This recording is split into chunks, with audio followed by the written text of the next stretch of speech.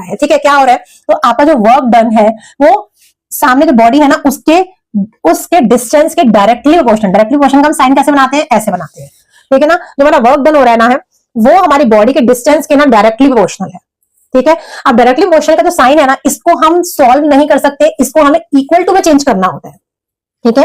तो जब भी हम एक इक्वल टू का साइन लगाते हैं ना, तो हम यहाँ पर कोई कांस्टेंट रखते हैं, कुछ कांस्टेंट, जैसे हम ना, आपने कभी सुना होगा कांस्टेंट में के रख देते हैं, ठीक है, या पी रख देते हैं, कोई कांस्टेंट नंबर, कोई न्यूमेरिकल नंबर, कोई कांस्टेंट नंबर रख देते हैं, ठीक है। बट यहाँ पर हमें बोल रखा है कि कांस्टेंट फोर्स रखना है, एक फोर्स, कोई भी कांस्टेंट फोर्स, तो हमने यहाँ पर फोर्स रखा है, फोर्स, ठीक है ना। इस डायरेक्टली प्रोपोर्शन का साइन हटाने के लिए, इसे इक्वल टू में चेंज करने के लिए मुझे यहाँ कोई कांस्टेंट चीज रखनी होती है, तो हमें कांस्टेंट वो फोर्स दे रखा है, तो work is equal to force done and distance, ठीक है। ये दिया हुआ है, ये दिया हुआ है, ठीक है।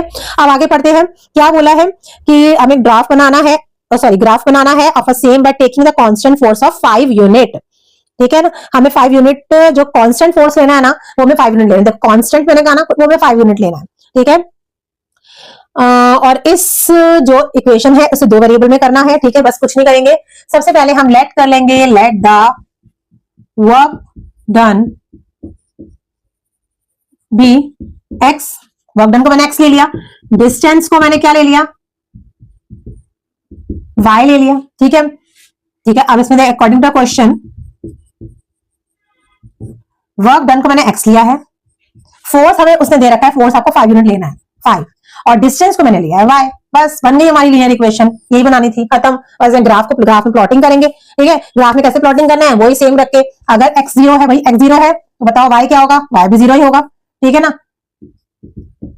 y 0 होगा। अगर x1, देखो अगर मैं x1 रखूंगी ना, तो y यहाँ 1/y हो जाएगा, है ना। तो यहाँ x को मत रखो या y को रख के देखो, y आपका काम करेगा। अगर y 1 है तो x 5 आ जाएगा, देखो मैंने कहा ना, इसमें थोड़ा सा आपको दिमाग यूज होता है। अगर 1/y रैशनल नंबर में लोगे तो आप ग्राफ में प्लॉटिंग करने वाले पॉइंट्स पे और डिफिकल्टी होती है, तो आप यहाँ x की जगह मत रखो, y के प्लेस पे रखोगे तो x बहुत इजिली आ जाएगा, है ना। ऐसे ही अगर मैं y को रखती हूँ 2, तो x मेरा क्या आ जाएगा, 5 2 10, x में 10 आ जाएगा, बस 3 निकल गए। इसे ग्राफ में प्लॉट करो, खत्म कहानी, है ना। अब ग्राफ में प्लॉट करके नहीं दिखाऊंगी, ग्राफ आपको खुद बनाना है, ठीक है, मैंने आपको समझा दिया, ग्राफ आपको खुद बनाना है। नेक्स्ट